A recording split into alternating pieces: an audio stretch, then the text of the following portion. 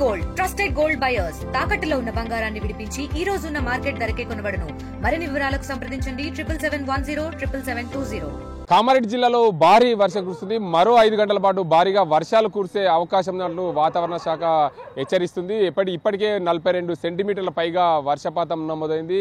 జిల్లా వ్యాప్తంగా cloud bust అయిన నేపథ్యంలో భారీగా వరదలు వచ్చి చేరుతున్నాయి. నగరంలోని 12 కాలనీలు నీట మునిగాయి. ఇప్పటికే 8 కార్లు 12 బైకులు కూడా నీటిలో కొట్టుకుపోయిన పరిస్థితి నెలకొంది. కామారెడ్డి పట్టణం పూర్తిగా జిల్లాలో దిగ్బంధమైంది. జల దిగ్బంధంతో కొట్టుమిట్లాడుతున్న పరిస్థితి నెలకొంది. చూడొచ్చు, కామారెడ్డి పట్టణంలో పూర్తిగా నీట మునిగిన కాలనీలు చూసుకోవచ్చు. కామారెడ్డిలో భారీగా వర్షాల కారణంగా పూర్తి స్థాయిలో ఎక్కడికప్పుడు పూర్తి స్థాయిలో కార్లు మునిగిన పరిస్థితి నెలకొంది.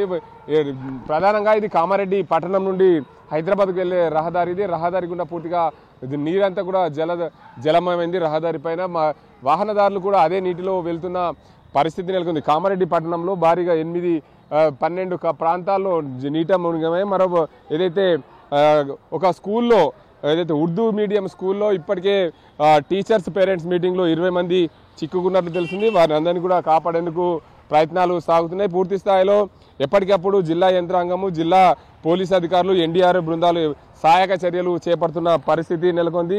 మొత్తానికి కామారెడ్డి జిల్లా కేంద్రంలో భారీగా వర్షాలు కురవడం, కామారెడ్డి జిల్లా వ్యాప్తంగా పూర్తిగా వర్షాలు కురవడంతో అక్కడక్కడ ప్రజలు ఆందోళన చెందుతున్న పరిస్థితి నెలకొంది. దాంతోపాటు ఏదైతే కామారెడ్డి పట్టణంలో అయితే భారీగా వర్షాల కారణంగా ఎక్కడికక్కడ వర్షాలతో పూర్తిగా నిండిన పరిస్థితి, నిండిన పరిస్థితి నెలకొంది. దాంతోపాటు కామారెడ్డి జిల్లాలోని అటు నిజాం సాగర్ మండలం ఏదైతే బొగ్గు గుడిసె దగ్గర 10 మంది చిక్కుకున్న నేపథ్యంలో వారిని అందరూ కూడా ఎప్పటికప్పుడు ఎన్డీఆర్ఎఫ్ బృందాలు 10 మందిని కాపాడిన పరిస్థితి నెలకొంది. దాంతోపాటు ఏదైతే దోమకొండ మండలం సంగమేశ్వర్లో వాగు ఉధృతంగా పొంగి పారడం, దానితో పాటు అక్కడ ఒక కారులో ఉన్న వ్యక్తులను కాపాడేందుకు ప్రయత్నం చేశారు. స్థానికులు రెస్క్యూ చేశారు. రెస్క్యూ చేసినప్పటికీ కూడా వారు దొరకలేని పరిస్థితి, వారు ఇద్దరు కొట్టుకపోయిన పరిస్థితి. వారు ఎవరో కూడా పూర్తి స్థాయిలో వివరాలు తెలియాల్సిన అవసరం ఉంది. మరోవైపు చూడొచ్చు, కామారెడ్డి పట్టణంలో ప్రధానంగా ఇది హైదరాబాద్కు వెళ్లే రహదారి. ఈ ప్రాంతంలో కూడా హౌసింగ్ బోర్డు కాలనీ కూడా ఈ ప్రాంతంలో ఉంటుంది. ఇక్కడ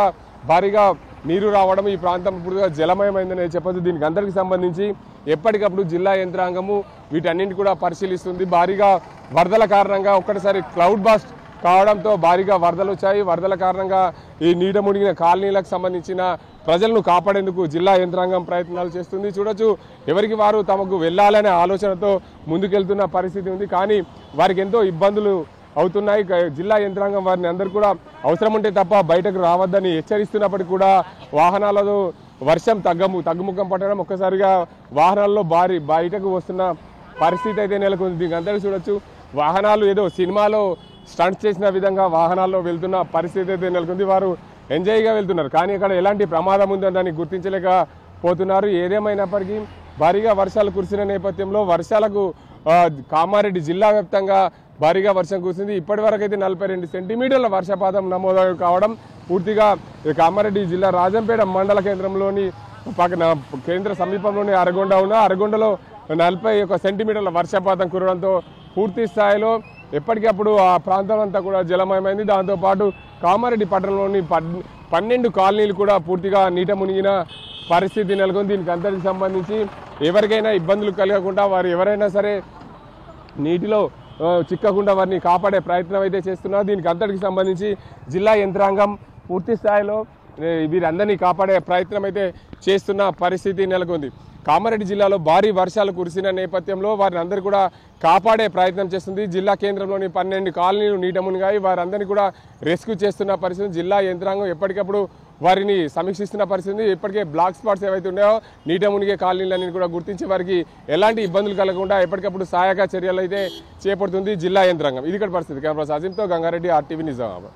తెలుగులో న్యూస్ కి ఫాస్టెస్ట్ యాప్ ఇప్పుడు టోటల్లీ న్యూ అవతార్ లో జస్ట్ 5 సెకండ్స్ లో కంప్లీట్ న్యూస్. సోషల్ మీడియాలో ట్రెండ్స్ కి one stop solution. Live TV app voice search option తో ఇప్పుడే డౌన్లోడ్ చేయండి లేదా అప్డేట్ అయిపోండి. యాప్ లింక్ డిస్క్రిప్షన్ లో ఉంది.